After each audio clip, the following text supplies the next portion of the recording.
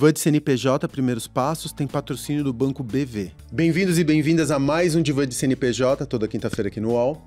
Hoje a gente tem mais um episódio da nossa série especial para quem está nos primeiros passos do empreendedorismo, naquela fase dura, difícil, né? Quando você ainda está pegando o passo do teu negócio. Quem está aqui comigo hoje é o Amuri Pinho, investidor anjo e fundador da Investidores VC, uma plataforma de investimentos em startups. E aí, Amuri, tudo bem? Tudo bem, obrigado pelo convite. Imagina, obrigado por você ter vindo. É uma honra estar aqui, já vi tantos amigos meus, já acompanhei tantos conteúdos e podcasts, muito obrigado pelo convite. Imagina, uma honra te ter aqui. Me conta o que faz a Investidores, acho que antes de mais nada é interessante a gente saber pelas tuas palavras o que faz a Investidores exatamente.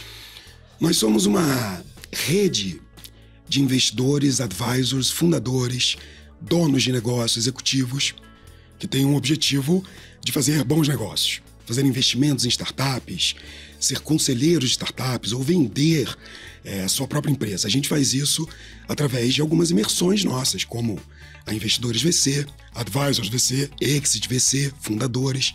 Então, assim, resumindo, é como se a gente tivesse reunido um grupo de pessoas que já se deram muito bem na vida, à frente dos seus negócios, venderam suas empresas, são donos de grandes negócios, para investir em startups, para fazer investimentos, para discutir inovação, para se tornarem advisors dessas startups ou para investirem no maior equity de todos, que é o que eles têm, que é a própria empresa, e poder vender o negócio deles. Então, a gente fala que o Investidores VC é um ecossistema desses notáveis executivos, investidores, grandes conselheiros, e em volta desse ecossistema a gente tem essas comunidades que, de certa forma, se conversam.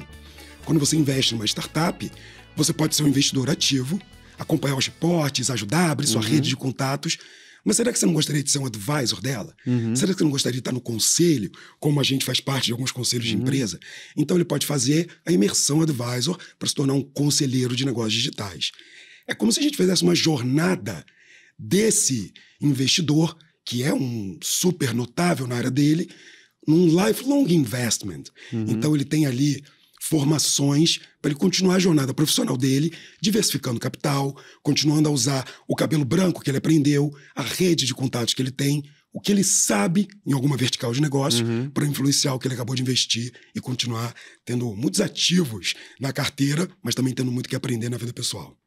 Interessante. Então, de um lado você tem as startups, então, de um lado a Investidores faz uma curadoria dessas startups, daquelas startups que são mais promissoras, e do outro você tem empresários, empresárias que já, de alguma forma, acumularam capital ao longo da vida e estão querendo alocar uma parte desse capital em investimento de risco, né? Porque a gente sabe que esse jogo das startups não é um jogo garantido.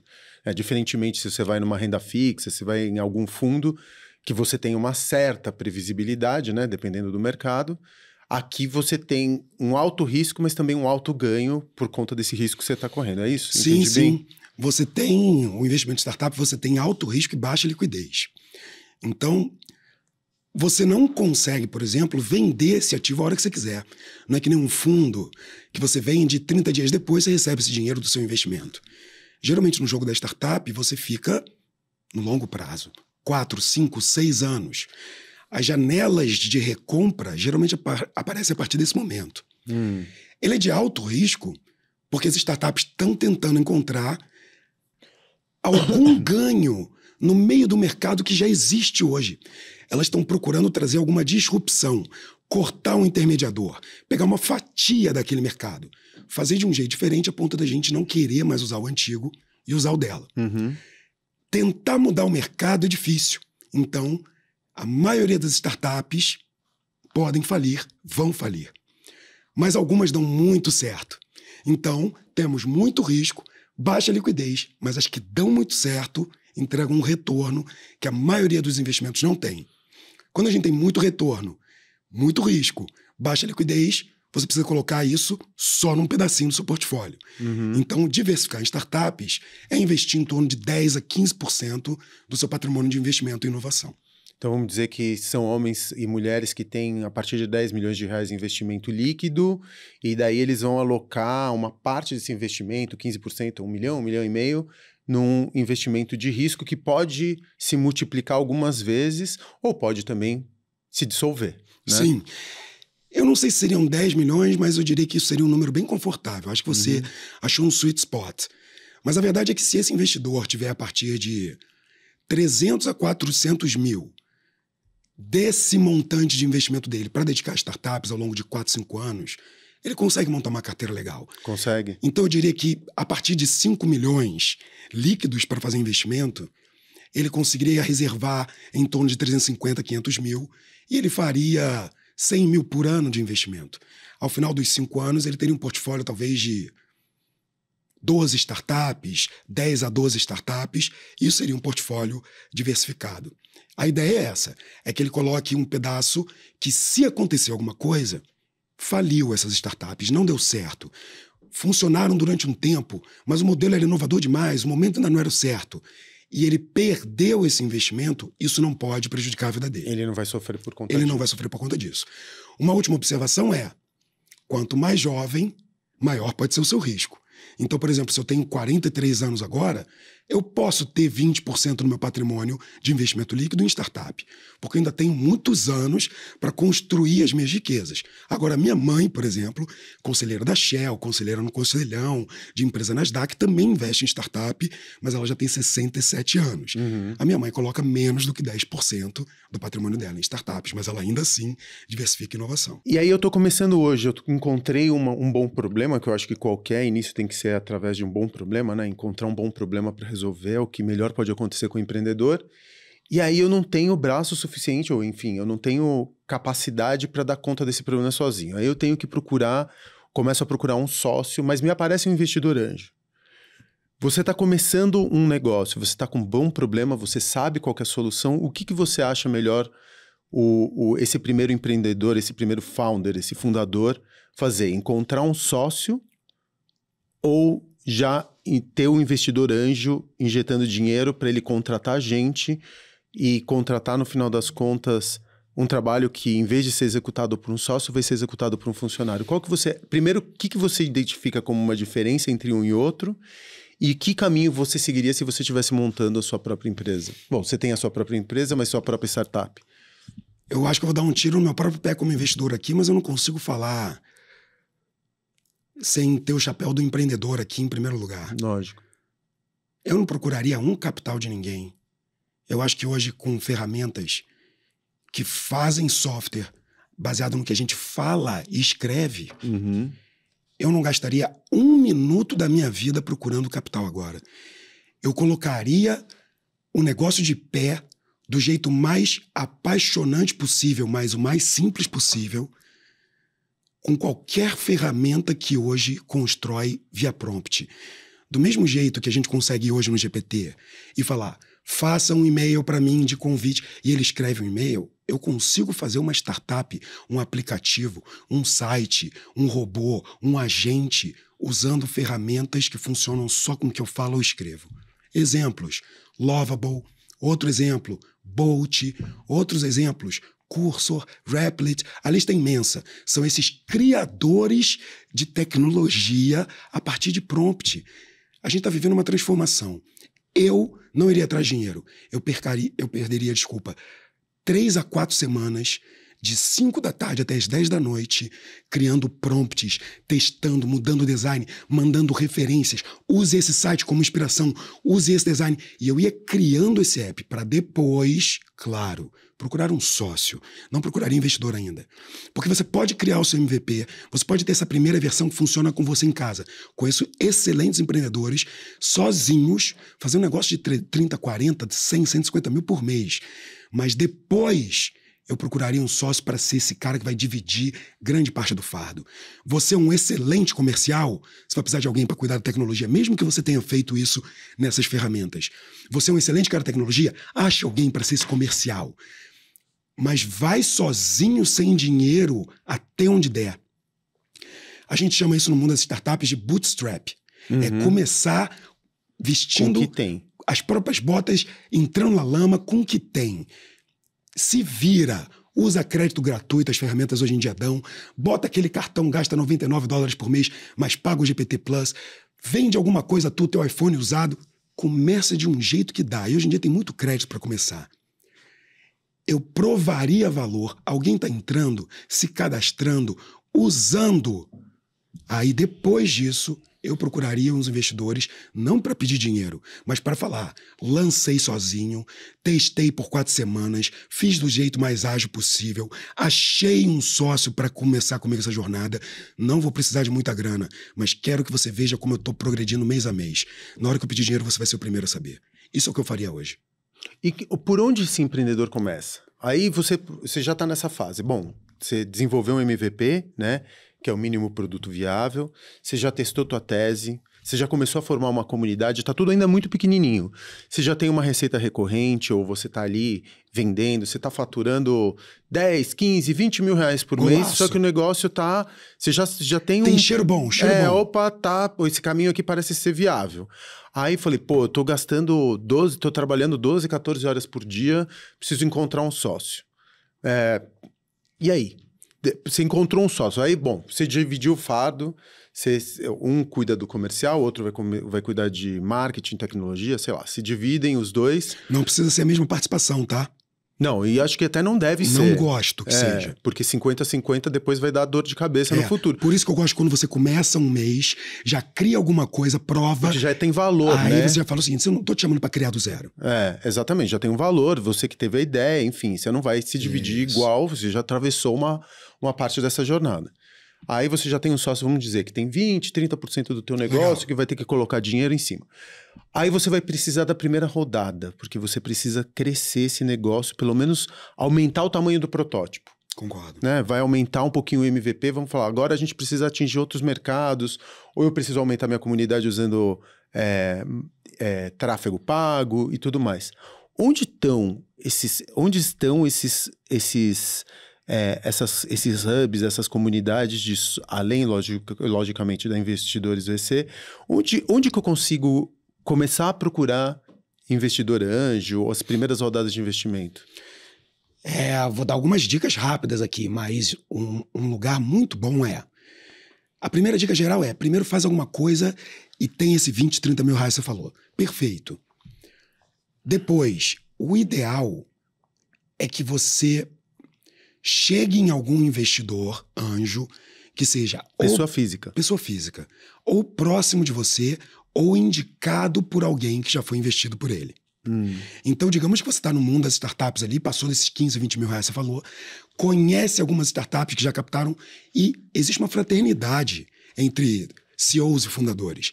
E você pode falar, cara, a gente começou um negócio, tá tão legal, estamos crescendo, você pode fazer uma intro para esse investidor? Esse é o melhor jeito. Mas um hack é se esse empreendedor que está escutando a gente, essa empreendedora, for no LinkedIn e digitar, por exemplo, investidores.vc. Mais de 300 dos nossos investidores colocam certificado de formação Investidores VC no seu perfil do LinkedIn. Demais. Então vocês podem pesquisar por eles, ver qual que está na sua cidade e falar, posso ir para a gente tomar um café? Esse é um jeito de falar individualmente. É ótimo para você sentir. O que eu estou falando está funcionando? Meu pitch está azeitado? Passou dessa fase? Vai no Google ou no próprio LinkedIn, redes de investimento anjo, redes de investimento. Vai ter lá gente, vai ter um monte de rede legal. Todas essas redes têm um Aplique Sua Startup. Geralmente um formulário de 7 a 10 minutos, que vai exigir algumas informações, nome, e-mail, telefone, bababá, quanto você está fazendo dinheiro, o que seu negócio faz, e geralmente pede um deck. Feito isso, você já entra no radar dessas empresas. Porém, muitas vezes você tem que ser o stalker do bem, que é o que eu chamo. Cadastrou na Investidores VC, segue o Amuri. Segue Investidores VC. Amuri fez um post, comenta. Encontrou o Amuri no evento, conversa com ele. Manda uma mensagem legal no post do LinkedIn. Cerca esse investidor. Se faz ser lembrado. Porque o time de Deal Flow está olhando você. Mas não necessariamente eu estou olhando ao mesmo tempo. Eu estou vendo as startups no fundo de funil. Mas quando você chegar, eu vou falar, eu conheço esse cara. Então vai cercando, porque o empreendedor que quer o investimento, ele tem que ser chato como um vendedor que é a venda. Mas ele não pode ser inconveniente, pode ser bloqueado. Então ele tem que ser um stalker do bem. Feito isso, você vai ter lista... stalker com noção. Um stalker com noção. Um stalker vendedor, persuasivo. Sedutor. Ou seja, 2 caminhos muito bons para quem está escutando a gente começar. Procurar por investidores Investidores VC no LinkedIn ou investidores de startup, você vai ver uma lista, ou procurar por rede de investimentos no Google, você vai ver um monte. Mas eu recomendo que você comece no Investidores VC. Aí eu consegui, enfim, chamar a tua atenção, né? Eu consegui lá a tua atenção, eu consegui o café com a Muri. Legal. Me fala qual que seria o pitch ideal, o deck ideal, o que você chama, olha, isso aqui vai me chamar muita atenção. Lógico que o conteúdo importa, mas eu tô me preocupando também com a forma, porque não adianta o cara ter um MVP saudável, né, e no final das contas errar no deck, ser um chato, chegar para se reunir com você maltrapilho, causar uma primeira má impressão. Que tipo qual que seria a tua reunião ideal? Perfeito. Memorável. Ótimo. A minha reunião memorável, ela tem 30 minutos. Ela começa com os primeiros 3 minutos desse empreendedor fazendo aquele aquecimento, como é que estão as coisas, dia a dia, etc. Eu gosto quando o empreendedor ou a empreendedora imediatamente já seta um cronograma dessa reunião. Então eles falam, Muri, eu vi que a nossa reunião tem 30 minutos marcado, eu pensei da gente abrir o deck, eu quero apresentar a startup para você, na sequência você pode fazer as perguntas, e aí eu acho que a gente pode começar o nosso Q&A. Eu posso apresentar aqui? Então eu gosto quando o empreendedor ou a empreendedora tem a atitude de controlar o ritmo da reunião. Eles estão no comando, não eu. Se eles não fazem isso, quem faz sou eu, mas eu prefiro que eles façam. Passou os primeiros 5 minutos de tudo certo, abre o deck, e apresenta esse deck em 15 a 20 minutos. Para apresentar Quantas em 20 lâminas? 10? Para apresentar em 20 minutos não pode ser mais do que 15. Aqui vai a dica de ouro. O seu slide, seu deck, pode ter 30 slides. Coloca os que você vai apresentar entre os 15 primeiros e os outros como extra. Porque depois que eu começar a te fazer pergunta, você pode abrir o slide extra. O que significa? Que esses 15 slides têm que ser matador. Problema, solução, time, tamanho de mercado, como você ganha dinheiro. Teu MVP. Teu MVP, como são as concorrências, como é que você vê, como é que é a jornada do teu cliente. O ticket que ele está pedindo já está nesse slide? Sim, modelo de negócio. Modelo de negócio. Desculpa. O ticket da captação. Entrada, da sim, captação. É um dos últimos slides, a gente chama de ask.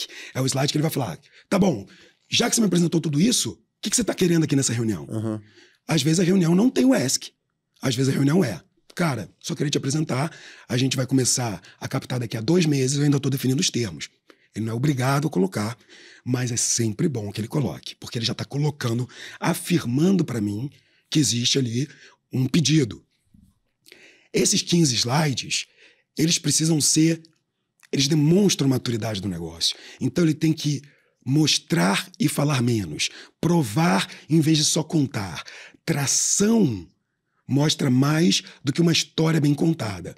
Mas quando você mostra resultado, consistência, entrega numa narrativa storytelling em que você se sente empático com aquela história, aí você venceu.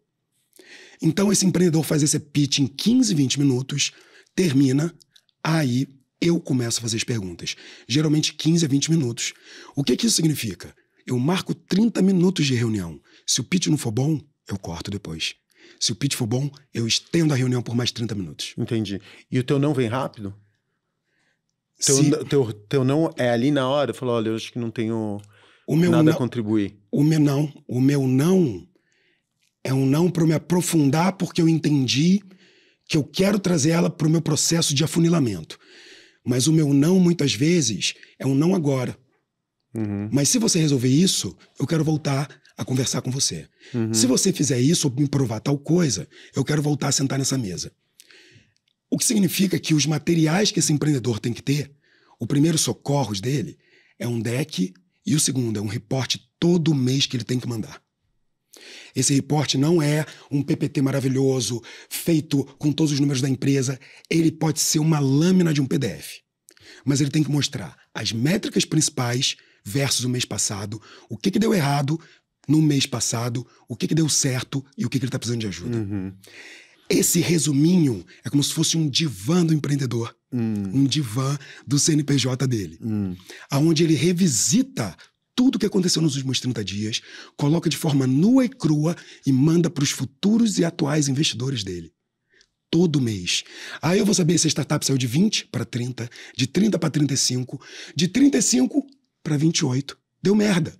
Mas aí no outro mês ele vai para 43 e ele mostra que ele é um baita time que resolve o problema.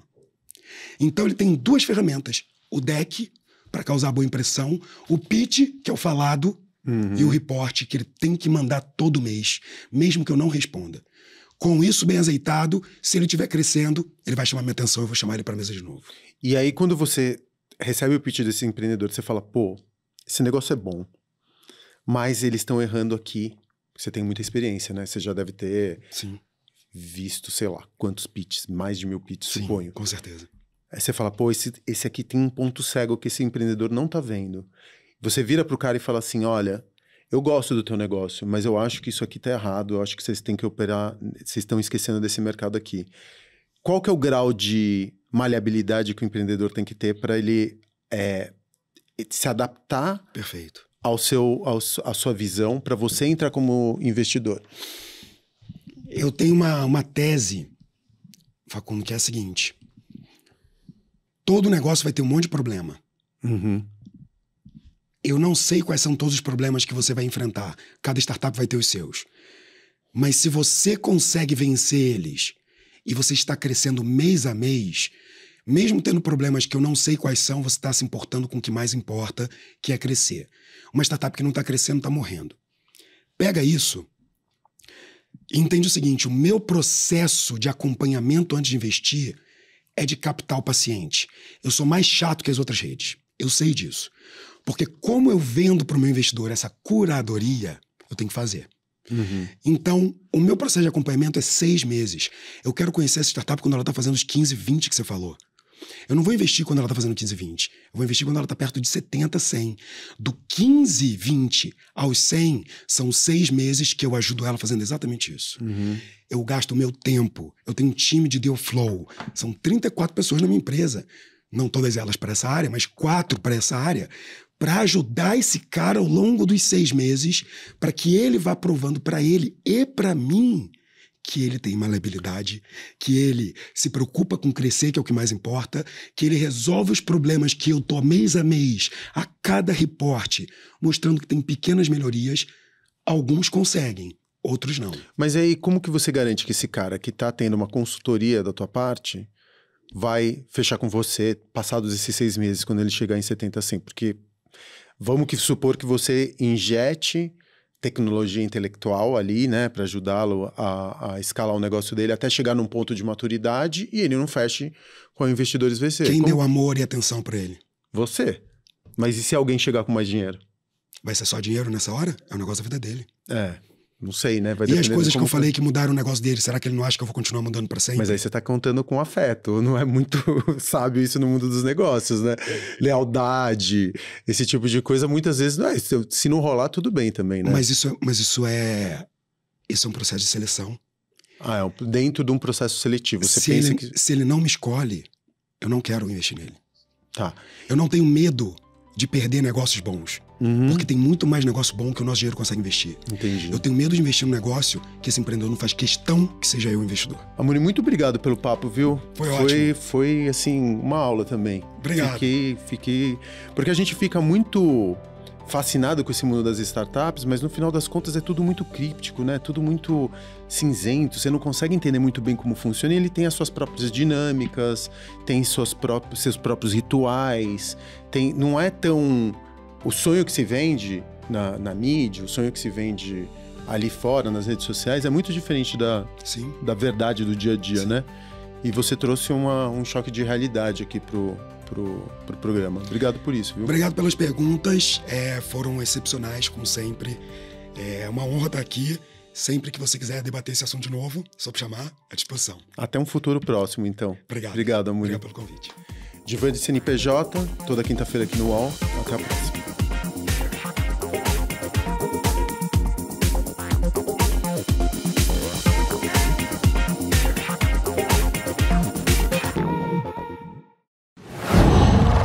Uau!